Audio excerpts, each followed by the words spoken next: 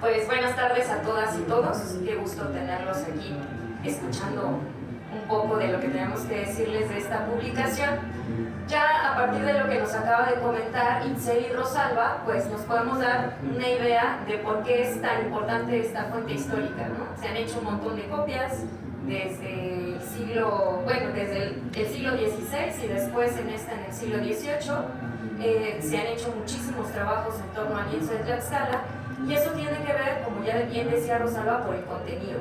Es una visión indígena de la conquista y no cualquier visión indígena, que tenemos más fuentes también de la participación de los indígenas en las conquistas, sino la visión tlaxcalteca.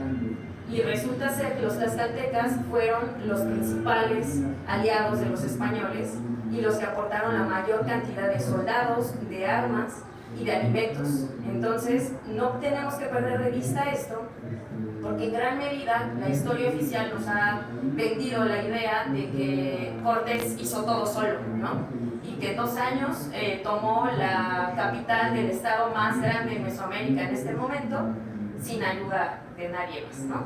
Entonces, en ese sentido, esta fuente es muy valiosa porque nos ofrece una visión diferente a la que está plasmada en las crónicas españolas, que generalmente son las fuentes que más se utilizan para estos temas de la conquista, es decir, las cartas de relación de Cortés, la verdadera historia de Bernal Díaz del Castillo y, por ejemplo, las relaciones de méritos y servicios de otros conquistadores como el mismo Pedro de Alvarado, ¿no? Entonces, esto no quiere decir que el lienzo de Tlaxcala sea una fuente infalible, ¿no? O sea, que también los tlaxcaltecas nos estén contando todita la verdad. No, evidentemente también están dando su versión de la historia. Y es una versión que tiene el objetivo, al ser una probanza de méritos, tiene el objetivo de reclamar prerrogativas a la corona. Entonces, evidentemente no nos van a decir que se pelearon con los españoles, sino que nos van a decir que siempre fueron muy amigos, ¿no? Fueron cuates durante todo el tiempo que estuvieron peleando con ellos en las conquistas. Este lienzo también incluye distintos elementos que casi no aparecen en las crónicas españolas o que aparecen mencionados muy pocas veces. Una de ellas, son las distintas conquistas, siendo, yo participé, ¿no? Y nosotros participamos en estas conquistas. También de repente ahí en las crónicas se mencionan pueblos que se supone que no hicieron guerra, por ejemplo en Michoacán, y de repente sí aparece una guerra en Michoacán, ¿no? Entonces, pues la cosa no fue ni de una ni de otra forma, pero es interesante poder contrastar las distintas versiones. Como bien decía Itzel, uno de estos elementos que aparece en el lienzo de Tlaxcala es la participación de las mujeres. Y sabemos que estuvieron dentro de las huestes conquistadoras mujeres indígenas de distintas filiaciones étnicas, dependiendo de los aliados. Hubo mujeres españolas y hubo mujeres africanas. Y cada una de estas mujeres desempeñó distintos roles dentro de las campañas de conquista. Sabemos que tomaron las armas, peleando al frente de los ejércitos. Sabemos que preparaban alimentos, que curaban a los enfermos, a los heridos, también que ensillaban caballos, alistaban las armas, que hacían guardias nocturnas. Y luego tenemos la participación que en este rubro sí destacan principalmente las indígenas, las mujeres indígenas nobles, que es en la mediación política, en la traducción y en las negociaciones, ¿no? Incluso podríamos pensar que también participaron un poco en delimitar y delinear estrategias para poder establecer alianzas o sujetar a ciertos pueblos por los que iban pasando estas huestes conquistadoras indo-españolas, ¿no? En este sentido vamos a ver que, por ejemplo, una de las mujeres más emblemáticas de este periodo de conquista pues es Malinche. Y por ejemplo en las crónicas españolas aparece mencionada muy pocas veces, y uno pensaría, pues Malinche siempre está al lado de Cortés, ¿no? Uno pensaría que Cortés tendría que haberla mencionado con mayor frecuencia en sus cartas de relación. Sin embargo, pues no, la menciona un par de veces, y a veces ni siquiera con su nombre, ¿no? Sino como la lengua, esto, y pasa a otra cosa. Sin embargo, en el lienzo de Tlaxcala vamos a ver que Malinche toma un papel protagónico. aparece en varias láminas al frente de Cortés, con esta señal de la mano apuntando para indicarnos que se encuentra hablando y está negociando, está hablando con los líderes indígenas, en este caso con los tlaxcaltecas. Entonces, no solamente hay, o sea, también la historiografía nos ha dicho que ella solamente participó como traductora, pero la traducción implica algo más.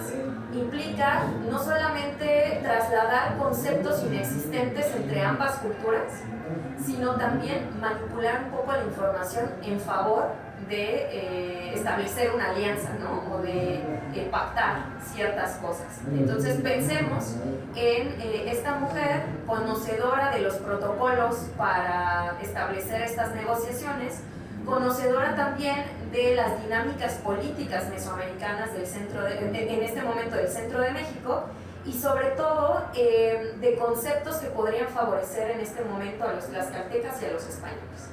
Entonces, la traducción va más allá de simplemente decir, están diciendo esto y ahora le digo al capitán esto otro, ¿no? O sea, imaginen ustedes la interacción que va más allá, ¿no? Que tiene también un sentido político.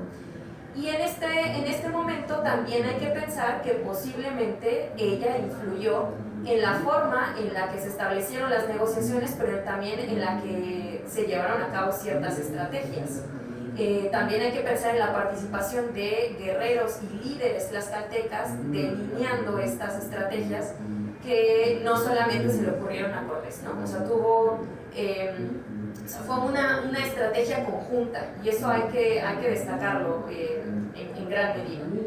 Sin embargo, pues Malinche no es la única mujer que participa realizando traducciones, las negociaciones, en toda la diplomática de este momento, sino también las mujeres tlaxcaltecas.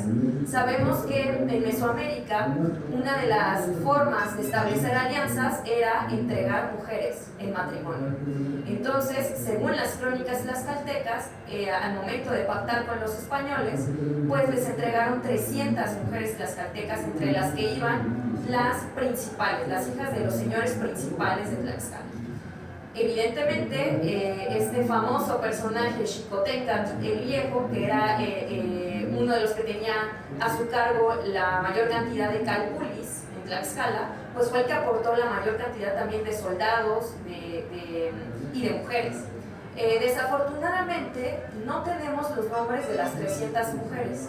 Tenemos solamente los nombres de algunas de ellas, y sobre todo los nombres ya cristianos. Una vez que ya fueron bautizadas, pues entonces les asignaron un nombre, como Marina, que es Malinche. Y en este caso, la mujer que más va a destacar va a ser Luisa Xicoténcatl, que es la hija de Xicoténcatl.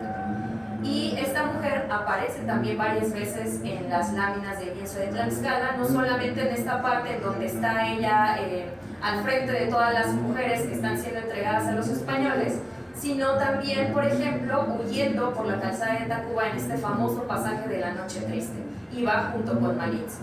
Y también en las crónicas españolas pues es aludida durante estos pasajes. Se dice que Cortés le dio mucho gusto ver tanto a Luisa como a Malinche pues vivas, de haber sobrevivido a esta guerra, a esta pelea que hubo durante la huida en la Noche Triste, ¿no? Y claro, uno piensa que claro que le dio gusto, porque imagínense que hubiera perdido a la traductora principal y que hubiera perdido a una de las mujeres principales, que eran las que habían sellado su alianza, que todo dependía de esa alianza, de la alianza tlaxcalteca, ¿no? Sin embargo, no solamente es la participación de estas mujeres indígenas en la diplomacia, en la traducción, sino también en la misma lámina de la huida por la calzada de Tacuba, que es la lámina R, si no me equivoco, aparece en la parte central, un poquito arriba, ¿no? Creo.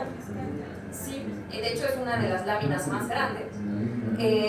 Aparece un personaje montado a caballo, y cuando uno observa las características iconográficas de esta persona que va a caballo y lee algunas referencias aquí sí hispanas, puede identificar que se trata de la famosa María de Estrada, que es la única mujer registrada en las fuentes hispanas que montaba a caballo y llevaba rodela y espada, y que de hecho era tan buena peleando que según los propios españoles les ponía espanto, dice literalmente, ¿no? a los soldados varones en este pasaje de la huida de Tacuba.